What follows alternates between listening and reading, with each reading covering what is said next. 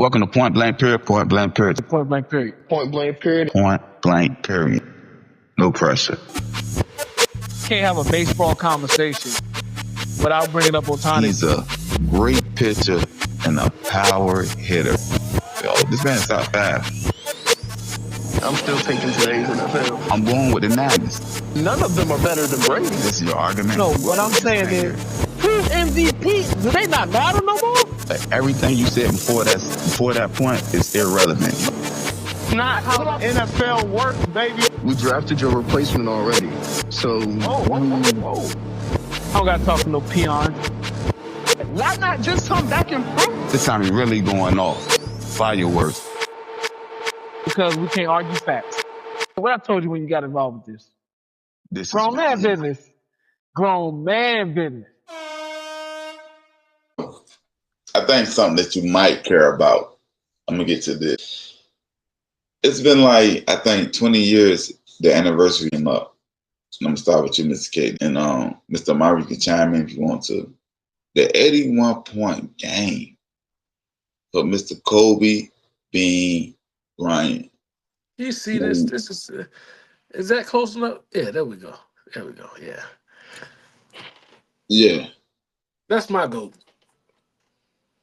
So before we even start on this, I'm about to set up and just let you talk about the 81-point game and whatever you got to speak about. And you before can we even get to talking about the 81-point game, I do want to bring out a memoriam. It's been 6 years since the tragic incident of Kobe Bryant, so I do want to bring some type of memoriam for that. But I didn't take this as a moment to dive in on the 81-point game. It was really a moment to dive in on Kobe. And I'm not. I'll say yes. This is remember Kobe. Yeah, I'm not even gonna be long on this. It's just what I will say is Kobe left a legacy behind for an era. As far as we move past his accomplishments, his competitiveness, and even the moments, as far as this 81 game, the 60-point game to end his career, we move past the moments and we look towards the impact. And the impact that Kobe had and has left is what really is going to ring for generations.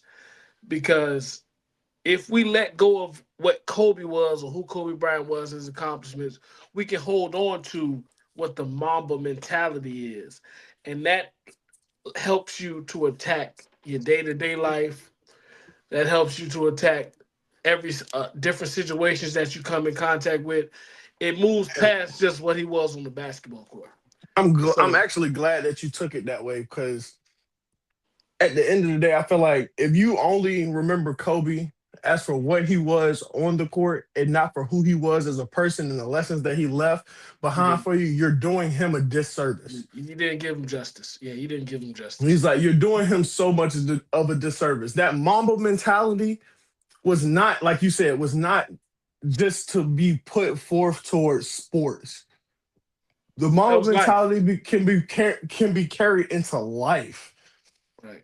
So not only was he just teaching you a lesson about commitment through sport, but commitment to life, commitment to being better at every aspect of life that you can be, being the best version of yourself that you can be, and pushing yourself beyond the limits that you set for yourself. Day to day. It wasn't depicted on. If you're gonna remember Kobe for anything, remember Kobe for that. Be beyond yourself. Be an animal amongst an animal. Be an animal that animals are scared of. Because we could sit firm and say there's only one Kobe Bryant.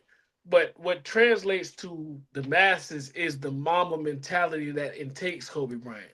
And that's what I feel his legacy should leave an imprint on, as far as you can carry that Mamba mentality into your day to day, that you can carry that into your career, your commitment, your dedication to what you want.